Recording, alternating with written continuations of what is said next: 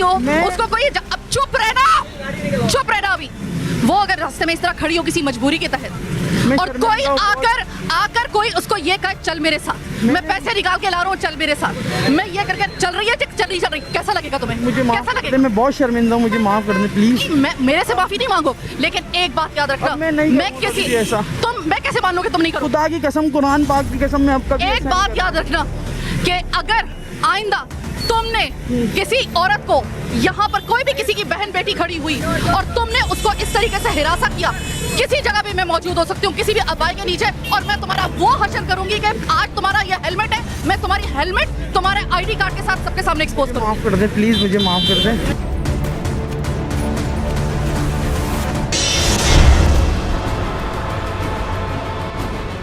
से 6 महीने पहले हमने एक स्टिंग ऑपरेशन किया था, ईव टीजिंग यानी वो खवातीन जो घरों से बाहर किसी काम की वजह से या पढ़ने के लिए रहती है तो सरे राह उनको जिस हिरासगी का सामना करना पड़ता है उसको कहा जाता है ईव टीजिंग।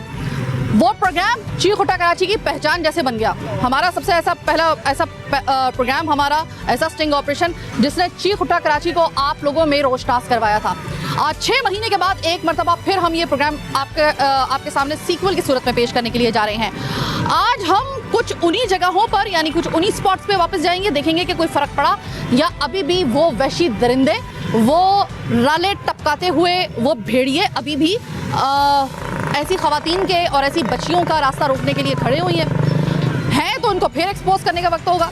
अब हम कोशिश करेंगे कि हर महीने कम से कम हम एक प्रोग्राम ऐसा कर दें। वो प्रोग्राम के जो हिस्से होंगे, एक हम लोग करेंगे आम शाहराह पर, जहाँ पर ये कोई भी जो है वो खवातीन जो हैं वो दवाई लेने के लिए, क्योंकि वहाँ पर एक ऐसी जगह पे हम लोग खड़े होंगे जहाँ पर ऐसी तमाम तरह से स्पॉट्स हैं जहाँ पे खवातीन का आना होता है और वो अगर सरेराह खड़ी होती हैं तो उनको किस किन जुमलों का सामना करना पड़ता है, किन किन लोगों का सामना करना पड़ता है। प्लस प्रोग्राम के आखिरी हिस्से में कराची यूनिवर्सिटी के बाहर खड़े होंगे, देखते हैं कि वहाँ पर हमारी वो बच्चियाँ जो कॉलेज और यूनिवर्सिटी जा रही होती हैं उनको किन किन हिरासगी का सामना करना पड़ता है, किन किन नज़रों का सामना करना पड़ता है, सबको पकड़ेंगे आज हम लोग। मुझे आप सिर्फ इतनी बात बताएं कि अभी आप मुझे बहन बहन कह रहे हैं, लेकिन उससे थोड़ी देर 5 मिनट पहले बस आप मुझे ना बहन कह रहे थे, ना बेटी कह रहे थे, ना कुछ आप कह रहे थे। खुदा मैंने यही खोजा कि आपको कोई देखे ना।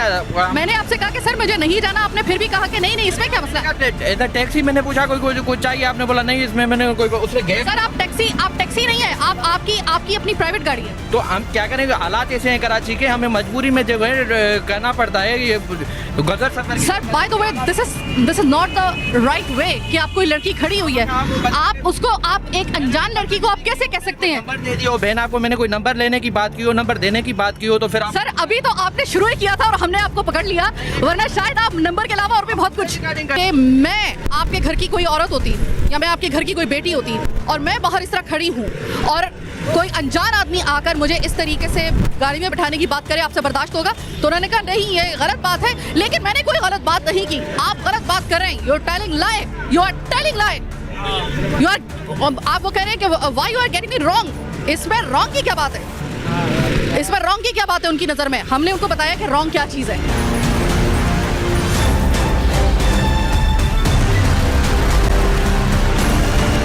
मुझे बताओ कि मैं तुम्हारी मोटर बाइक पे अगर बैठूं कहाँ लेके जाओगे? नहीं मैं बैठती हूँ ना, आ जाओ। नहीं पहले तुम मुझे लेके जा रहे थे, अब मैं तुम्हारे साथ बैठती हूँ। चलो तुम कह रहे थे ना, काफी देर से कह रहे थे कि मैं बैठती हूँ, आप बैठे मेरी मोटरसाइकिल पे, मैं आपको कहीं लेके जाता हूँ। कहाँ लेके? कहीं भी नहीं लेके जा रहा। मैं तुम्हारी सारी रिकॉर्ड कर चुकी हूँ, काफी देर से तुम्हें वॉच किया जा रहा है। चलो फिर कहाँ लेके जा रहे हो? नहीं कहाँ लेके जा रहे हो? कहाँ लेके जा रहे हो? नहीं जा रहा। नहीं अब हवाइयाँ क्यों उड़ गई तुम्हारी?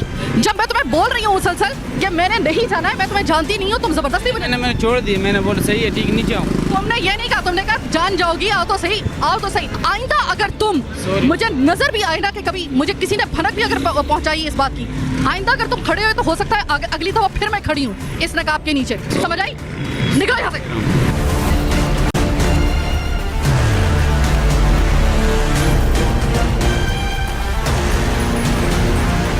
ये बता भाई, अब जरा आजा, ये बताओ मुफ्त का माल है यहाँ पे किसी लड़की का खड़ा होना?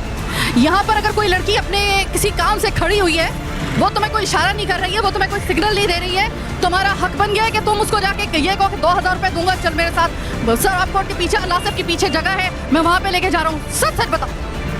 चलो सॉरी, मेरे से गलती हो गई। नहीं, तुम्हारे से गलती, तुम्हारे से रोजाना ये गलती होती है। तुम्हारी वजह से पता नहीं कितनी लड़कियां जो मेंटली ट्रॉमा का शिकार हुई हैं। तुम हवस के पुजारी बने हुए थे, मैं खुदा की कसम खा के कह रही हूँ। वहां से तुम्हारी रले टपक रही थी और यहाँ पर आकर तुमने अपना जो है ना, यहाँ से कभी, मैं तुम्हें पता है एक बात बताऊं, टारगेट तुम मेरा नहीं था, टारगेट तो कोई और मेरा था, लेकिन तुमने मुझे इतना परेशान किया कि मुझे तुम्हें अपना टारगेट फिर बनाना पड़ा, तुम्हें एक्सपोज करना पड़ा। चलो सॉरी बात। एक चाचा जिनकी उम्र इस वक्त जो है ना वो तकरीबन 70 साल के करीब है, पता नहीं उनके अंदर इतनी ज्यादा जो है वो शहवत कहाँ से आई हुई है, इस कदर उनके अंदर जो है वो कहाँ से इतने जज्बात आए हुए हैं कि उन्होंने मुझे वहां से चेस करना शुरू किया और वो मुझे कह रहे हैं कि सफारी पार्क के अंदर चलते हैं, सफारी पार्क के अंदर चलते हैं। अभी मेरा दिल तो चाह रहा है कि मैं उनको कॉलर से पकड़ूं और मैं लेके आऊं उनको कैमरे के सामने, लेकिन जैसे ही मेरा कैमरा ये माइक निकला है ना तो रफू चक्कर हो गए, वरना मेरा टारगेट वही थे। बहन किसी बस, एक मिनट, चुप चुप चुप, आपकी बहन बाहर खड़ी हो और किसी काम से बाहर निकली हो, वो बस का इंतजार कर रही हो, और अगर कोई आए और उसको कहे क्या मैं तुम्हें छोड़ देता हूँ, वही कहे कि मैं तो आपको जानती नहीं, और कहे नहीं जान पहचान तो हो जाएगी, आ जाओ मैं तुम्हें ले जाता हूँ, कैसा लगेगा आपको सर? सच सच बताइएगा, भाई की हैसियत से कैसा लगेगा? बिल्कुल बिल्कुल सही बात है आपकी। सर यहाँ पे मेरी जगह पे कोई भी लड़की खड़ी होगी ना, उसका भी कोई भाई होगा, उसको भी तकलीफ उतनी होगी। बिल्कुल मैं आपकी बात से एग्री करता हूँ, मेरी गलती है, मैं तौबा करता हूँ इस चीज़ की। मैंने इस शरई हजाब में, शरई एक अबाए में, नकाब में, मैंने लोगों की हवस परस्ती की इंतहा देखी है।